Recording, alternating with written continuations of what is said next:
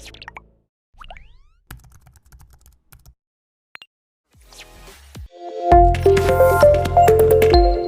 And welcome my dear students, welcome to our official YouTube channel education DW.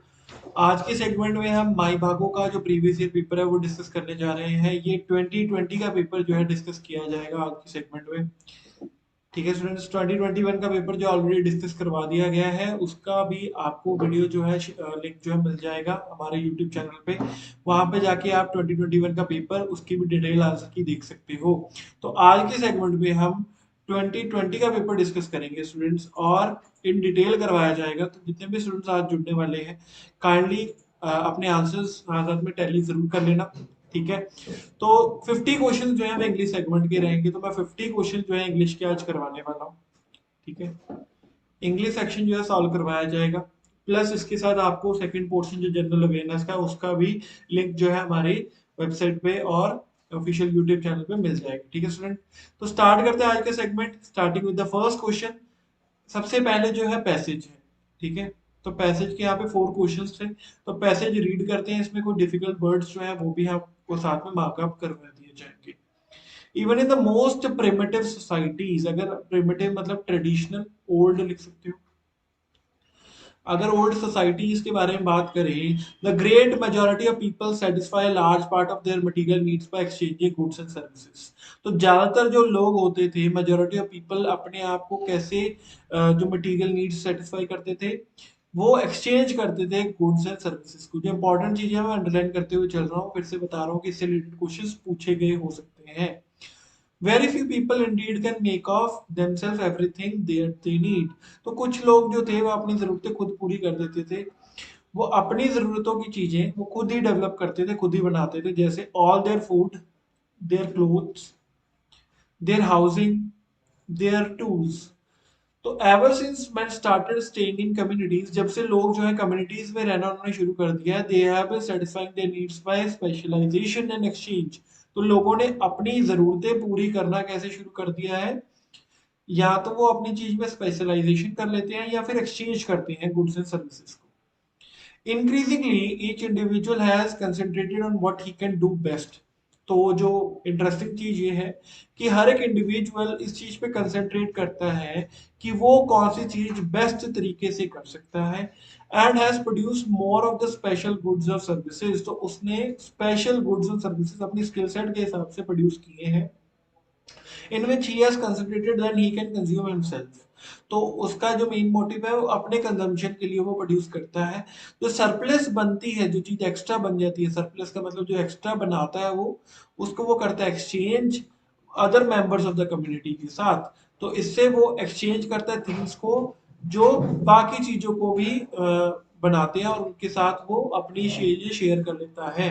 ठीक है, तो ये जो है प्रिमिटिव सोसाइटी में लोग कैसे जी रहे हैं, कैसी अपनी नेसेसिटीज पूरी करते हैं, उसके रिगार्डिंग ये पैसेज। ठीक है, तो क्वेश्चन करते हैं। According to the passage the great majority of people can satisfy their needs today by, ज्यादातर लोग जो अपनी सेटिस्फाई कैसे करते हैं नीड्स, फर्स्ट लाइन में लिखा हुआ था exchanging goods and services, underline किया हुआ है, ये इसका आंसर है। फर्स्ट का आंसर यहाँ मिल गया आपको। ठीक है, चलते हैं second question. Exchange of goods become possible only when, exchange of goods कैसे पॉसिबल होती है, ये लिखा है इसका आंसर। जब सरप्लस बनती है, एक्स्ट्रा चीज बनती है, तभी हम उसको एक्सचेंज कर सकते हैं। तो बी आंसर है, goods are produce in surplus. Third question है, specialization and exchange started when man started. Specialization और एक्सचेंज प्रोग्राम कब स्टार्ट हुआ, जब मैंने खुद बनाना प्रोड्यूस करना शुरू कर दिया, या लिविंग इन कम्युनिटीज। तो यहाँ पे लिखा हुआ है, ये लिखा हुआ, ये रहा थर्ड का आंसर। यहाँ पे लिखा हुआ है it started living in communities, तो थर्ड आंसर है, सॉरी फोर्थ ऑप्शन आंसर है थर्ड क्वेश्चन का। फोर्थ क्वेश्चन पे चलते हैं। The surplus produce helps to process, जो अगर सरप्लस बनती है तो उससे वो क्या करता है, एक्सचेंज करता है। तो बी आंसर है, things made by other in exchange of goods available in abundance, ये लिखा हुआ था।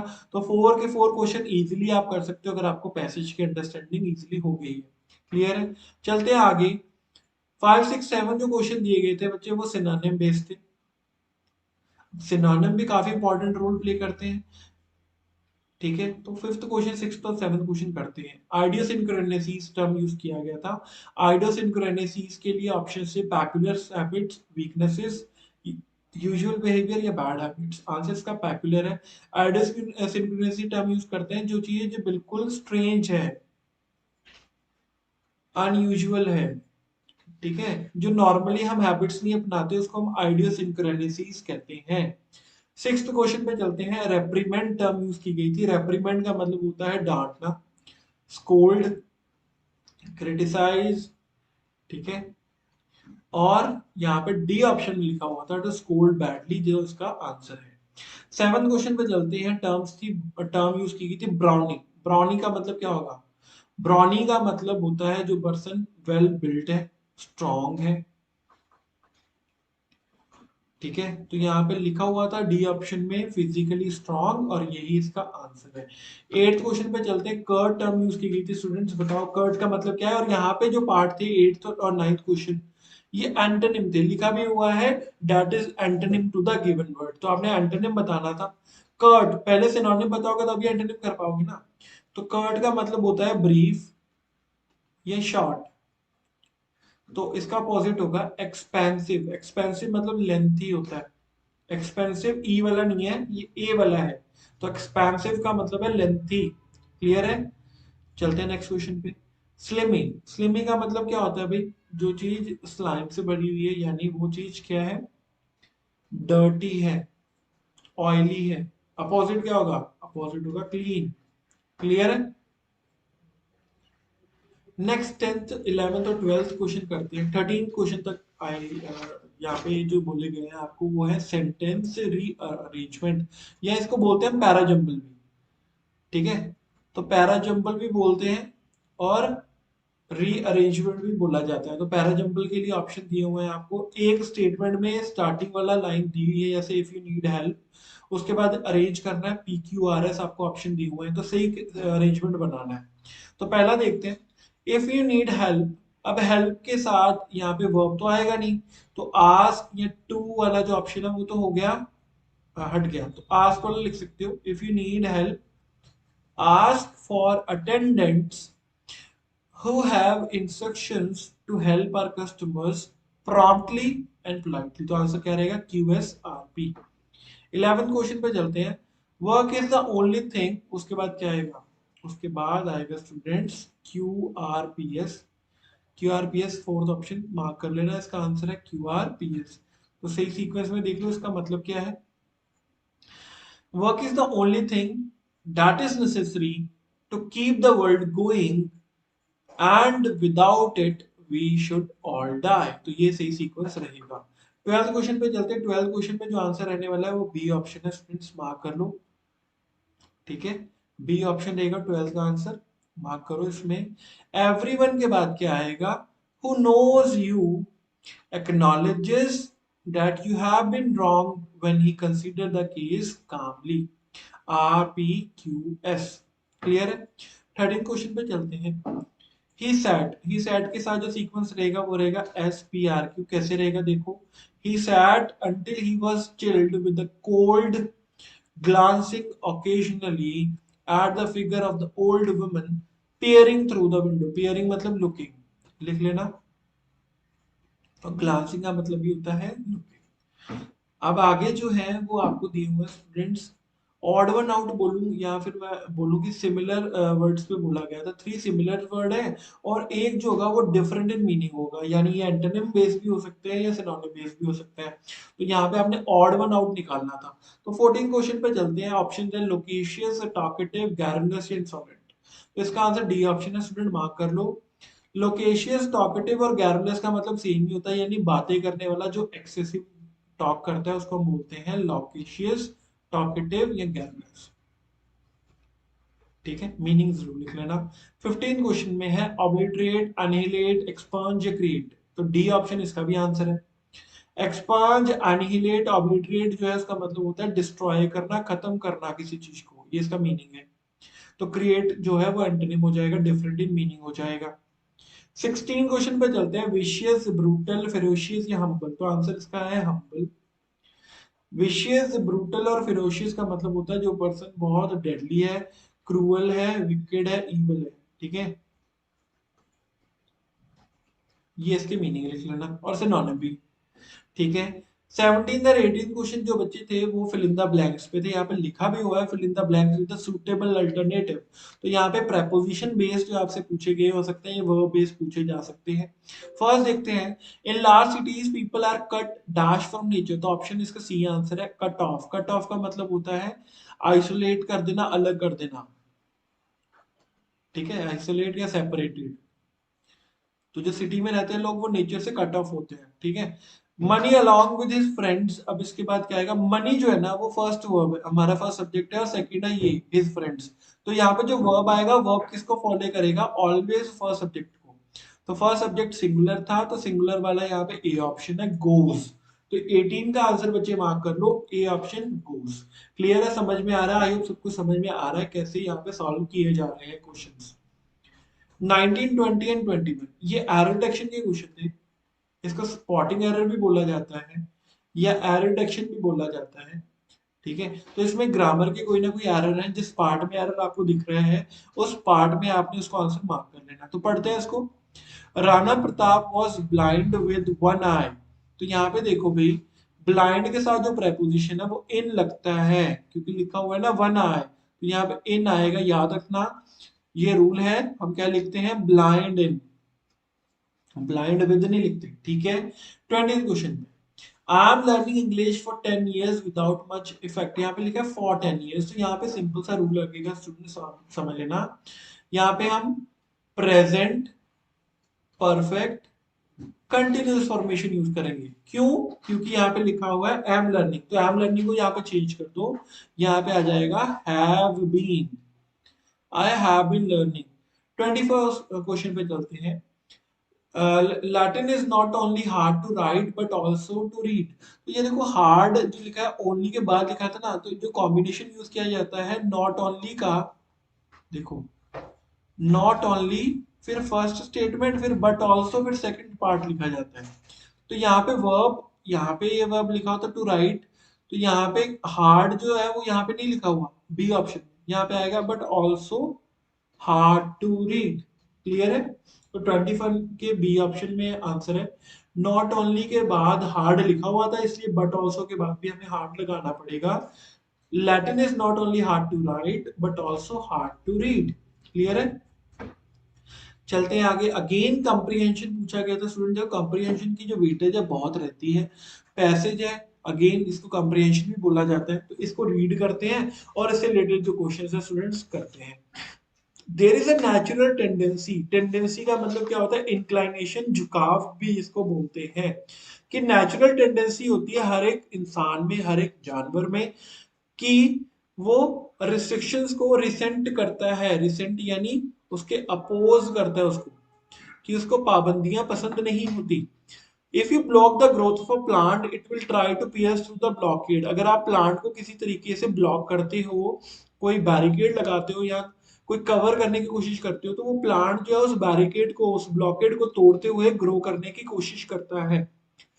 Similarly, if you enclose a worm or a fish in a glass jar, you will find it restlessly moving here and there to find a way out. तो इसी तरीके से अगर आप किसी वॉर्म यानी कीड़े को या किसी फिश को ग्लास जार में बंद कर दोगे, तो वो इधर उधर मूव करेगा या करेगी और बाहर निकलने की कोशिश करेगी, ठीक है। Similarly, if you confine a bird or an animal in a cage or a room, you will find it constantly trying to break through the cage or the room.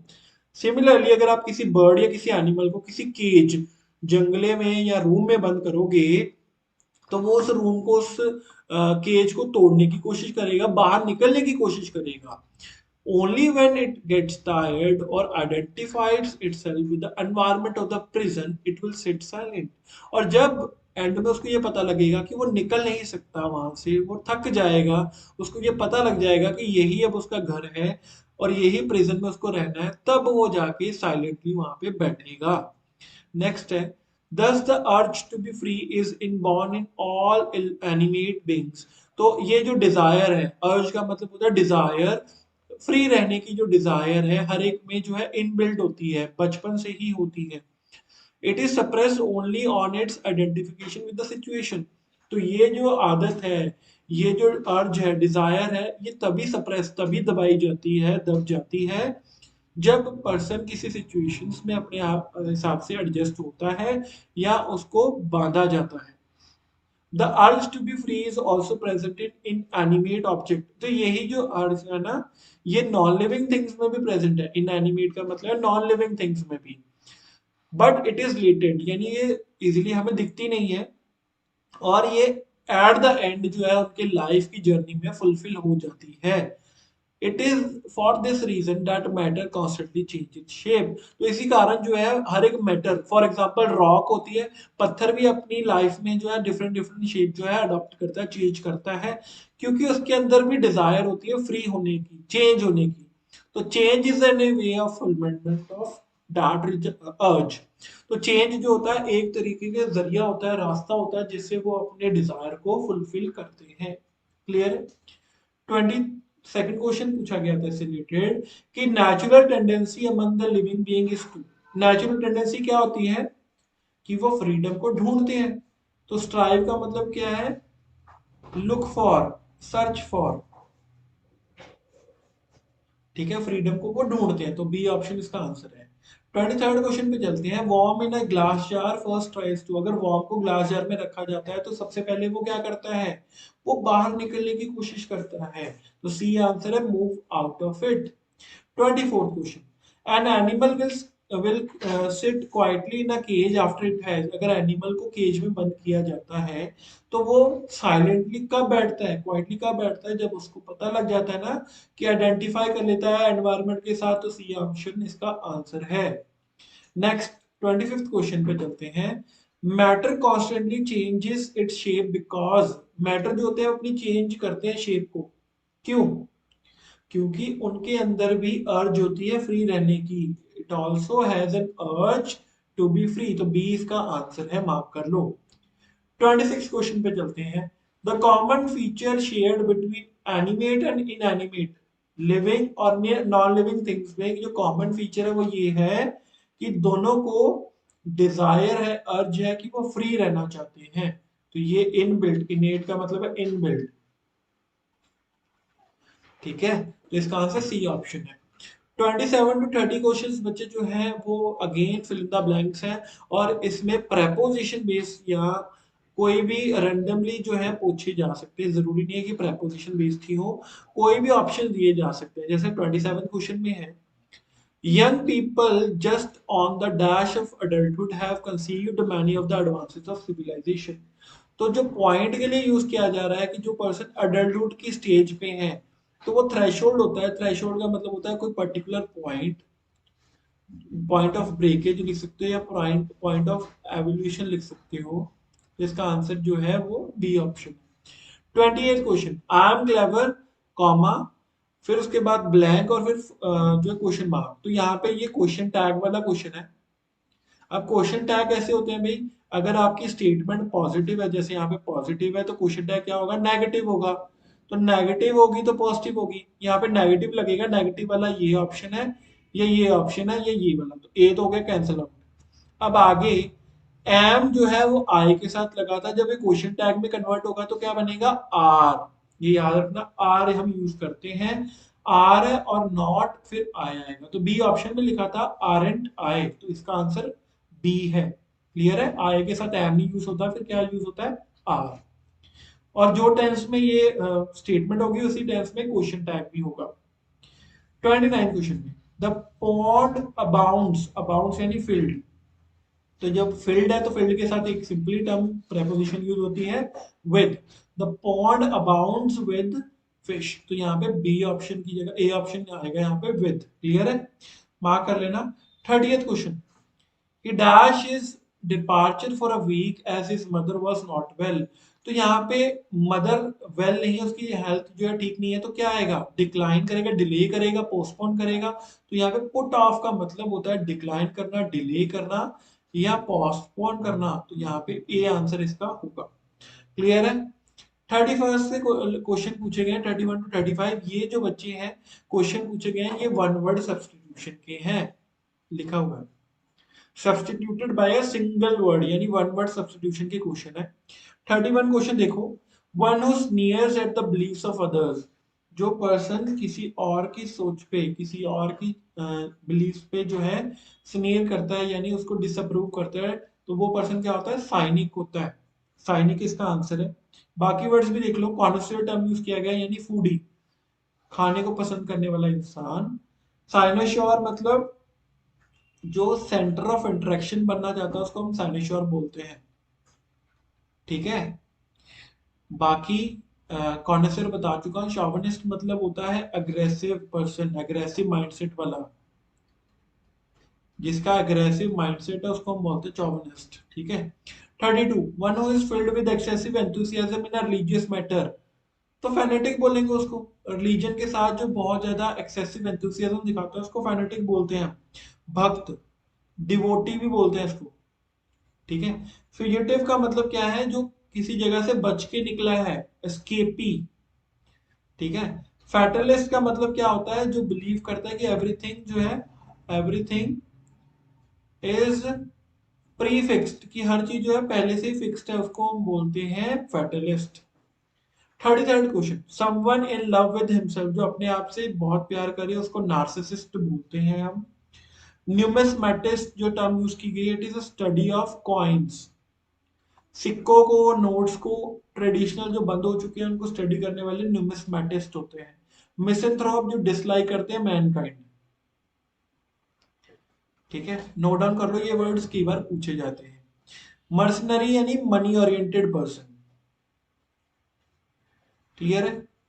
34th question, things which can be red, तो इसको हम बोलते हैं which can not be red, तो इसको हम illegible बोलते हैं। लेजिबल मतलब जिसको आप रीड कर सकते हो, can be read, can be red बोलेंगे। कॉरेजिबल यानी जिसको आप करेक्ट कर सको, कैन बी करेक्टेड। ठीक है। और 35th क्वेश्चन है, speech delivered without any previous preparation, ऐसी स्पीच जो बिना प्रेपरेशन के बोली जाए उसको एक्सटेम्पोर बोलते हैं। यानी उसको at the point, at the specific location बोला जाता है, कि आपको बोला बोला जाएगा टॉपिक और उस समय आपने विदाउट प्रिपरेशन उसके बारे में बोलना है, तो वो स्पीच होती है एक्सटेम्पोर। ठीक है। एलोकेशन जो होती है वो प्रोनाउंसिएशन होती है। क्लियर है, नोट डाउन कर लो। और नेक्स्ट जो है डायलेक्ट टर्म यूज किया गया है, वो पर्सन जिसको रीजनल लैंग्वेज की नॉलेज हो। Regional language. क्लियर है। नेक्स्ट चलते हैं 36 to 40 क्वेश्चन। यहाँ पे ये क्लोज टेस्ट है। अब कई बच्चों को इसके बारे में पता नहीं होगा, मैं बता देता हूँ। क्लोज टेस्ट इसका होता है नेम। और क्लोज टेस्ट में होता है क्या? बेसिकली आपको एक पैसेज दिया जाता है जिसमें ब्लैंक्स छोड़ दिए जाते हैं। हर एक ब्लैंक के लिए आपको बच्चे ऑप्शन दिया जाएगा, और उस ऑप्शन के लिए आपने जो अप्रोप्रिएट वर्ड है वो आपने चूज करना है। ठीक है। तो रीड करते हैं। As the future of a democracy greatly depends upon the younger generation, let us, उसके बाद क्या आएगा? Let us के बाद आएगा strive। Strive का मतलब होता है मूव फॉरवर्ड। ठीक है। strive का मतलब मूव फॉरवर्ड है, कि हमें आगे बढ़ के लोगों में रिस्पॉन्सिबिलिटी को क्या करना पड़ेगा? Inject in them the consciousness of the responsibility that, उसके साथ आएगा अबाउंड। अबाउंड का मतलब है फिल, मैं ऑलरेडी बता चुका हूँ।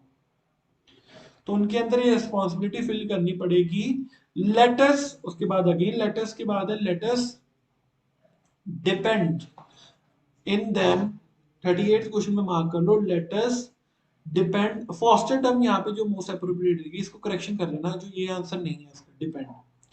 Latus foster in them uncompromising love for democracy and democratic values. We should also, 39 में आएगा make, we should also make them understand that they will be, उसके बाद लास्ट क्वेश्चन में आएगा listened to only when they adopt the right way। Clear है। ऐसे इसको आपने अप्रोप्रिएट टर्म मार्क करके करना है। 41 to 44 करते हैं। अब ये दो ईडीएम वाले क्वेश्चंस है, ईडीएम एंड फ्रेजेस। आपको मुहावरे या कहावतें दिए गई होंगी, उसका मीनिंग आपने बताना है सिंपली। ठीक है। तो 41 क्वेश्चन देखते हैं। To drive home, to drive home का मतलब क्या होता है? ड्राइव होम हम तब यूज करते हैं अगर आप किसी चीज पे फोकस करते हो, किसी चीज पे एम्फोसिस करते हो, तो आप यूज करते हो to drive home. 42nd question है, to put one's hand to plough. Plough का यहाँ पे मतलब होगा to take interest in technical work. ठीक है।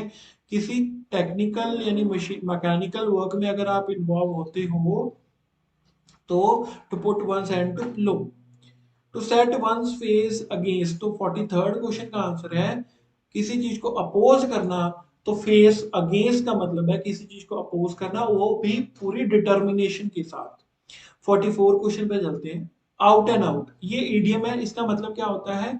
आउट एंड आउट जब यूज करते हैं यानी हम टोटली टोटली इन फेवर है किसी चीज के, किसी चीज को आप सपोर्ट कर रहे हो, टोटली सपोर्ट कर रहे हो, तो आप यूज कर सकते हो आउट एंड आउट। क्लियर है? समझ में आया इडियम्स की कैसे मीनिंग यहाँ पे लगना है अपने? तो 45, 46 एंड 47 क्वेश्चन है। यहाँ पे करेक्टली स्पेल्ड वर्ड ढूंढना है, और हर एक वर्ड दिया हुआ है, एक ही वर्ड दिया हुआ है, उस वर्ड में आपने सही स्पेलिंग बताना है किस ऑप्शन में दिए हुए हैं। तो 45 में वर्ड था ब्लेस्फेमी, और ब्लेस्फेमी की सही स्पेलिंग बी में लिखा हुआ है। ब्लेस्फेमी के मतलब क्या होता है? डिसरिस्पेक्ट करना किसकी? भगवान की, गॉड की डिसरिस्पेक्ट करना, वर्ड्स बोलना, उसको हम ब्लेस्फेमी बोलते हैं। 46 क्वेश्चन में ए ऑप्शन में रेनेसेंस लिखा हुआ है, इसका मतलब है रिवाइवल, ये सही स्पेलिंग है ए ऑप्शन में। 47 में है मिसोगाइनिस्ट, और ए ही ऑप्शन इसका भी आंसर है। मिसोगाइनिस्ट का मतलब क्या होता है? जो वुमेन को हेट करता है, वुमेन हेटर पर्सन होते हैं मिसोगाइनिस्ट। क्लियर है? और लास्ट 3 क्वेश्चन रह गए हैं, कंप्रीहेंशन करते हैं, पहले रीड करेंगे फिर उसके क्वेश्चन करेंगे। There is a widely held but mistaken belief that meetings are for solving problems and taking decision. कहते हैं कि एक मिस्टेकन बिलीफ है, गलत लोगों ने सोच बना रखी है कि जो मीटिंग्स होती हैं वो प्रॉब्लम्स को सॉल्व करने के लिए और डिसीजन लेने के लिए बनाई गई हैं। For a start, the number of people attending the meeting tends to be inversely proportional to their collective ability. तो अगर स्टार्ट में बात करके जितने लोग अटेंड कर रहे होते हैं मीटिंग, उनका झुकाव अपोजिट होता है collective ability to reach conclusion, किसी भी एंड तक पहुंचने के वो अपोजिट की तरफ जाते होते हैं, और कोई डिसीजन लेने के भी वो इनवर्सली प्रोपोर्शनल होते हैं। And these are the least important elements. Instead, hours are spent in inside issues playing elaborate games with one another. और कहते हैं ये important element है, least important element है, कि ज्यादातर जो टाइम है वो प्लेइंग इलेबोरेट गेम्स खेलने में, ट्रिक्स खेलने में जो है ज्यादा स्पेंड किया जाता है इन द मीटिंग। क्लियर है? तो 48, 49 और 50 क्वेश्चंस करते हैं। 48 क्वेश्चन है, according to the author meetings किस लिए होती हैं? मीटिंग्स का मतलब क्या है? These are a form of playing elaborate games with other, ये लिखा हुआ है, तो फर्स्ट का आंसर यहाँ पे मिल गया आपको simply. 49 question, the words that show that many people believe meeting are important are. ज्यादा लोग जो है ये बिलीव करते हैं कि जो मीटिंग है वो इंपॉर्टेंट है, कौन से वर्ड से पता लगता है? ये पता लगता है हमें, स्टार्टिंग में लिखा हुआ था ना ए ऑप्शन में, वाइडली हेल्ड, तो वाइडली हेल्ड इसका आंसर है, स्टार्टिंग में लिखा हुआ था, ये रहा सेकंड का आंसर यहाँ मिल गया।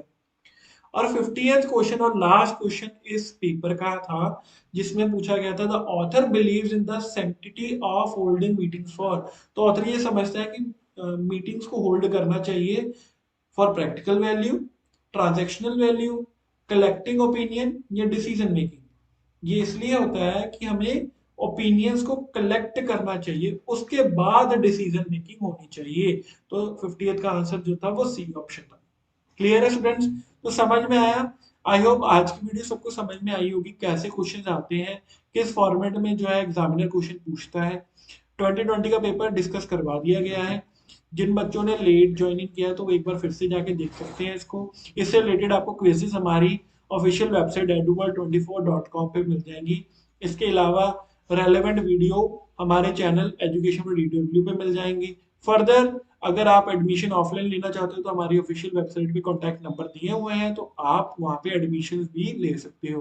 ठीक है स्टूडेंट्स, अगर वीडियो पसंद आए तो लाइक और शेयर करें। Thanks for watching.